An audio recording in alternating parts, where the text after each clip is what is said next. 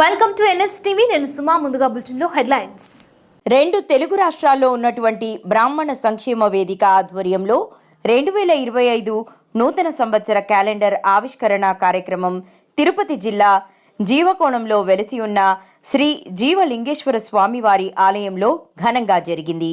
ఈ నూతన క్యాలెండర్ ఆవిష్కరణ తిరుపతి జిల్లా గౌరవ అధ్యక్షులు పాణ్యం శ్రీనివాస శర్మ ఆధ్వర్యంలో జరిగింది. అన్నమయ్య జిల్లా తిరుపతి శ్రీ జీవకోన జీవలింగేశ్వర స్వామి సన్నిధిలో తిరుపతిలో మన వ్యవస్థాపకులు బ్రాహ్మణ సంక్షేమ వేదిక వ్యవస్థాపకులైన బాల శ్రీనివాస్ గారికి ఇక్కడ నమస్కారాలు. ఇక్కడ వచ్చిన అందరి బ్రాహ్మణులకి సాష్టాంగ నమస్కారాలు. ప్రధానంగా బాల శ్రీనివాస్ గారు ఈ బ్రాహ్మణ సంక్షేమ వేదికలో బ్రాహ్మణులంటే ఆయన ప్రతి కార్యాన్ని వాళ్ళు మేము ఒకటి అన్నాం, ఎవరు వస్తారు సమూహకంగా అంటే ఒకరితో వదిలేసేయండి, మనం చేసే కార్యాలన్నీ ప్రధానంగా 10 మంది అయినా ఆ సంక్షేమ వేదిక ద్వారా మనం జరుగుతుంటే ఇష్టపడి వాళ్ళే బ్రాహ్మణులే ముందుకు వస్తారని తిరుపతిలో బాల శ్రీనివాస్ గారు ఇక్కడ కంచి మఠంలో మేము చిన్న ఏర్పాటు చేస్తే సభని ఆ రోజు ఆ సభలో తెలిపారు.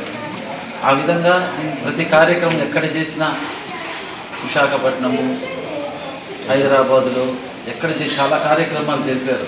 అన్ని విభాగాలని ఇంజనీరింగ్ వాళ్ళు పట్టభద్రులందరినీ బ్రాహ్మణ పిల్లలన్నీ ఉద్దేశించి మంచి స్థితిలో ఉన్న వాళ్ళంతా పిలిచి వాళ్ళకి సన్మానం చేయడం, అర్చకులకు, పురోహితులకు, గోసేవకులకు, ముఖ్యంగా గోవు భగవంతుడితో సమానం, గోసేవ చేస్తున్న వాళ్ళంతా కూడా పిలిపించి వాళ్ళకి ప్రతి ఒక్క బ్రాహ్మణుడు ఏ సేవలు వాళ్ళు సేవ చేస్తున్నారంటే దైవ సేవలు అందరినీ గుర్తించి వారిని గొప్పగా సన్మానించి ఒక మహోన్నతమైన వ్యక్తి బాల శ్రీనివాస్ గారు. ఆయన స్థాపించినటువంటి ప్రతి కార్యక్రమము దిగ్విజయంగా ఈరోజు నడుస్తోంది.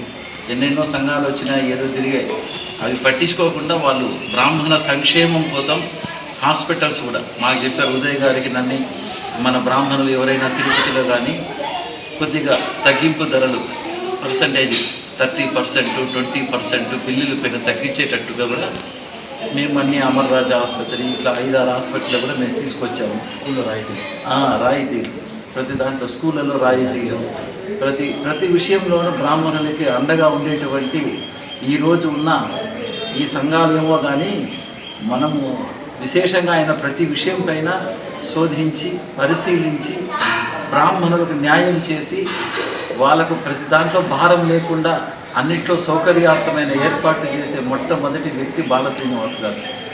అట్లాంటి వారు ప్రతి సంవత్సరం ఇక్కడ తిరుపతిలో మన కార్యక్రమం ఏదో ఏర్పాటు చేయాలని కూడా సంకల్పించారు.